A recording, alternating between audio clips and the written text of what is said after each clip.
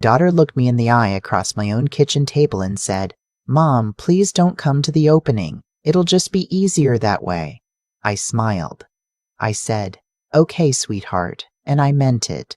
Let me go back to the beginning because if I don't, none of this will make sense. My name is not important. What matters is that I am 63 years old. I live alone in a house I paid off 12 years ago in Glendale, Ohio, and I raised my daughter by myself from the time she was 7. That was when her father decided that our life together was not the life he wanted. He left on a Tuesday. He took the car and left me with a mortgage, a first grader, and $42 in a checking account. I don't say this to make you feel sorry for me. I say it so you understand what the next 26 years looked like. I worked as a medical billing specialist for a hospital system for most of my adult life. Not glamorous, not the kind of job anyone brags about at dinner parties, but it was steady and I was good at it, and it paid for piano lessons and soccer cleats and 3 years of community college before my daughter transferred to a 4-year university downstate. Her name is Gwen. She is 34 years old now, and she has her father's cheekbones and my stubbornness, though she would never admit to the second part. Gwen always had big ideas. Even as a little girl, she was the one organizing the neighborhood kids, telling everyone where to stand, what to say. Her 3rd grade teacher called her a natural leader. Her 7th grade teacher called her bossy. I think they were both right. After she finished her business degree, she spent 6 years working for a marketing firm in Columbus. She was good at it. She got promoted twice. She started talking about opening her own event planning company when she was about 29, and by the time she was 31, the idea had moved from something she mentioned over Sunday phone calls to something she brought up every single time we talked. I supported her. Of course I did. I listened to every plan, every pivot, every new angle she came up with. I looked over her business projections at Thanksgiving dinner 3 years in a row. I told her what I thought honestly, and I told her where I saw the gaps. The biggest gap was money. Starting an event planning business from scratch is not cheap. You need a studio or an office, even if it's small. You need a website and a portfolio and connections and at least 6 months of operating expenses before you ever see a real client payment. Gwen had saved some. She had about $18,000 set aside, but she needed closer to 40. She asked me if I could help. I want to be careful here because I don't want you to think I said yes without thinking. I thought about it for 2 weeks. I looked at my own savings, my retirement account, what I would need to live on once I stopped working. I was still employed at the time, still pulling in a salary, and my house was paid off. I had a cushion. I gave her $15,000. I told her it was a gift, not a loan. I told her I didn't want paperwork, didn't want interest, didn't want her to feel the weight of debt on top of everything else she was trying to build. She cried. She hugged me for a long time. She said, "Mom, I'm going to make you so proud." I believed her. The company was called Elevate Events. Gwen had a talent for names. She found a small commercial space in a nice part of Columbus, furnished it carefully on a budget, built a website that looked like it cost 3 times what she paid for it. She was smart that way. The first year was slow but promising. She picked up a few small corporate clients, a couple of private parties, one genuinely impressive retirement celebration for a local CEO that got her a mention in a Columbus business journal. She called me after that mention came out. She was almost breathless. "Mom, do you see it? They spelled my name right and everything. I had it framed. It's still on my refrigerator." By the 2nd year, things were moving faster. She hired an assistant, a young woman named, well, I'll just call her the assistant, because she becomes important later. She started going after bigger clients, corporate retreats, product launch events. She landed a contract with a regional pharmaceutical company that wanted to host a series of physician networking dinners across 3 cities. That's when she met Derek Langston. Derek was 41, divorced, no children, and he ran a commercial real estate development firm with his brother. He was polished in the way that men who have always had money tend to be polished.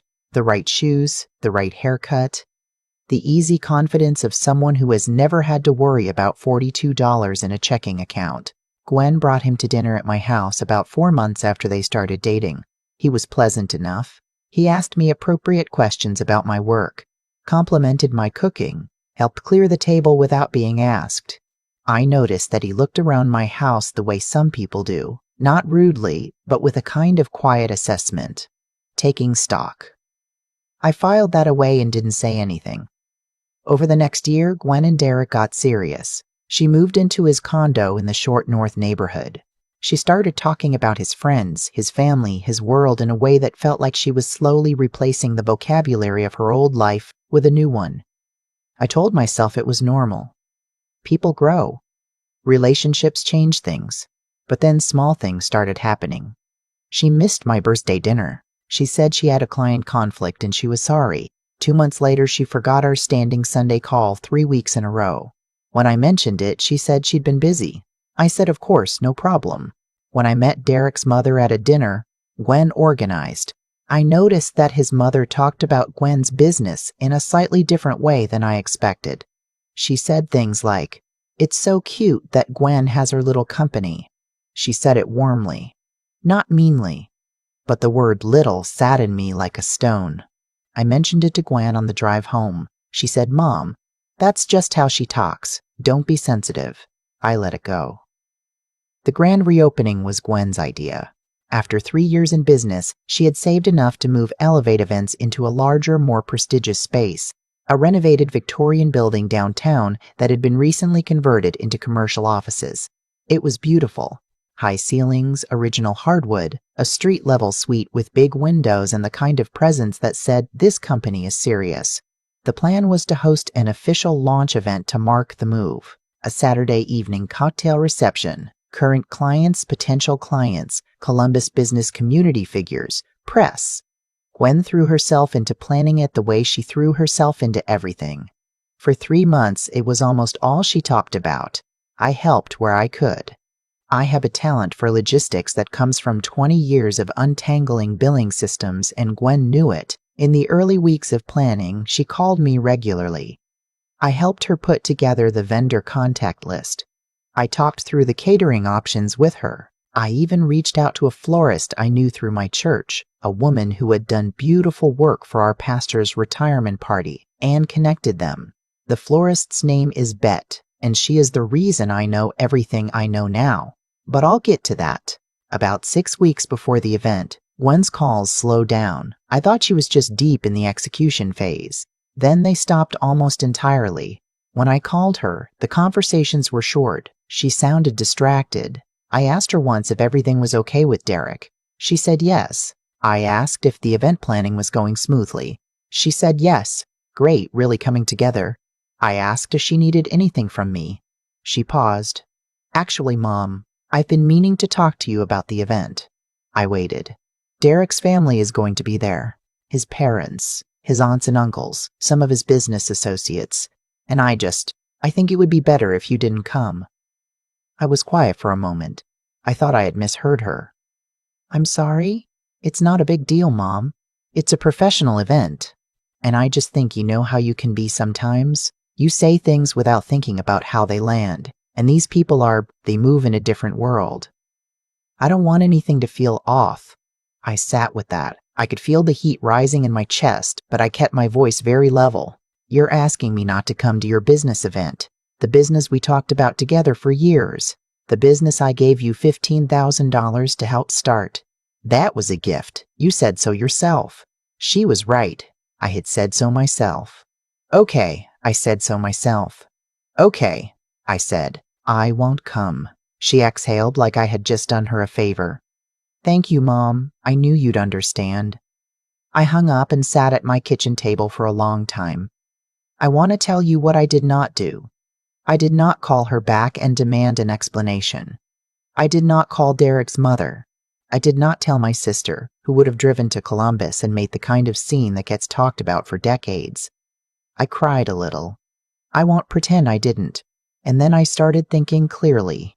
Here's the thing about spending your life in billing and logistics. You know exactly where the threads are, and you know exactly what happens when someone pulls one. 3 weeks before the event, Bet, my florist friend, called me. She was trying to confirm the final flower order for the reception. She had been communicating with Gwen, but Gwen had gone quiet and Bet was starting to get nervous because she needed a deposit to secure the arrangements. I told Bet that I was no longer involved in the planning. She was quiet for a moment. Then she said, "Oh, because I have an email chain here where Gwen used your name to vouch for the account. She said you'd be covering the deposit since you were her business partner." I had never agreed to be her business partner. We had never discussed any such arrangement. I asked Bet to forward me the email. She did. There was my name, my email address, an old one I still had access to, one Gwen knew about from years of family correspondence. The email said that I, as a cosigner on Elevate Events' vendor accounts, would be guaranteeing payment. I had never written that email. I had never authorized anyone to write it on my behalf. I asked Bet if this was the only vendor where this had happened. It was not. Over the next several days, carefully and quietly, I made some calls. The caterer, the venue's event coordinator, an audiovisual company Gwen had hired for the evening. Every single one of them had documentation listing me as a financial guarantor on the account. Every single one was waiting on deposits or final payments that had not arrived. The total amount outstanding was just over $11,000. I sat with this information for 24 hours. I thought about what it meant and what it didn't mean. I thought about the most charitable explanation. Maybe Gwen had intended to tell me, had planned to ask me, had gotten overwhelmed and let it spiral. I thought about that for a long time because I wanted very badly for it to be true. But she had also just told me not to come to the event. She had used me as a financial backstop while simultaneously deciding I wasn't presentable enough to be seen in the same room as Derek's family. I made a decision. I called each vendor back. I told them that I was not, in fact, a financial guarantor on any of these accounts. I told them I was happy to put that in writing. I told them that if they needed to verify the situation before proceeding, they should speak directly with Gwen, and then I did nothing else. I did not call Gwen. I did not warn her. I went about my week. I went to church on Sunday. I had dinner with my sister on Thursday night, and I talked about the new mystery novel I was reading and whether my hydrangeas were going to make it through another summer. I did not go to the event. I found out what happened through Bet, who found out through the venue coordinator, who had worked with Gwen directly. The evening of the event, the catering team arrived but would not begin setup because the balance hadn't cleared. The florist, not Bet, a different florist Gwen had hired for the larger arrangements, had been waiting on a final confirmation that never came and had given the flower order to another client. The audiovisual company sent one technician instead of the two required for the lighting setup that Gwen had specified because their contract showed an unresolved payment dispute. Derek's parents arrived at 7 o'clock to a venue with folding tables that weren't yet dressed, no flowers, and an apologetic venue coordinator explaining that there were some administrative issues being sorted out. Derek, from what Bet heard, was furious in the quiet way that is sometimes worse than loud fury. His mother, reportedly, was gracious and terrible at the same time, saying all the right things in exactly the tone that made them land like small, precise cuts. Gwen called me at 7:43 in the evening. I answered. She was crying. She said the vendors were all saying there was a problem with my guarantee. She said everything was falling apart. She said she needed me to call them and fix it. I was quiet for a moment. Gwen, I said, I never agreed to guarantee anything. I got emails from 3 vendors telling me my name was used without my knowledge. She was silent. I never said I was your business partner. I never signed anything, and I never gave anyone permission to use my name on a financial document. Mom, her voice had shifted. It was softer now and frightened. Mom, I was going to tell you. I was going to ask you. I just got overwhelmed and... You told me not to come, I said. You told me I would embarrass you. Nothing from her end of the line. I want you to think about that, I said. I'm not going to call the vendors tonight. The event is not my responsibility. I need you to think about why that is. I said goodnight. I hung up. I won't pretend that felt good. It didn't. I sat in my living room in the dark for a while, and I thought about the 7-year-old who used to fall asleep on my shoulder watching old movies on Friday nights. and the 17-year-old who cried in the car after her first real heartbreak and let me hold her hand at a red light, and the woman who had just used my name like a signature stamp and then told me not to show my face. I cried again, more than I had the first time. She came to my house the following Saturday. She didn't call ahead. I saw her car in the driveway from the kitchen window, and I stood there for a moment before I opened the door. She looked terrible in the way that people look when they haven't been sleeping. She sat at my kitchen table, the same table where she had asked me for money 3 years ago, the same table where she had told me not to come, and she talked for a long time. She told me things I hadn't known, about Derek's family, about the pressure she had felt to present herself as more established than she was, about the creeping shame she'd been carrying about where she came from, about me, about what I represented to her in those moments when she was sitting across from Derek's mother with her careful manners and her family money. I listened. I did not interrupt. She said she was sorry for using my name on the vendor accounts. She said she had panicked when the deposits came due and she hadn't had the cash available, and she told herself she would tell me after the event when everything had gone smoothly. I asked her if she understood why that wasn't okay. She said yes. I asked her if she understood why being told not to come hurt more than any of the rest of it. She was quiet for a long time. Then she said, because I treated you like something to be hidden. Yes, that. We talked for 3 hours. I did not tell her everything was fine because it wasn't, not yet. I did not pretend the wound wasn't there. But I also didn't close the door. She's my daughter.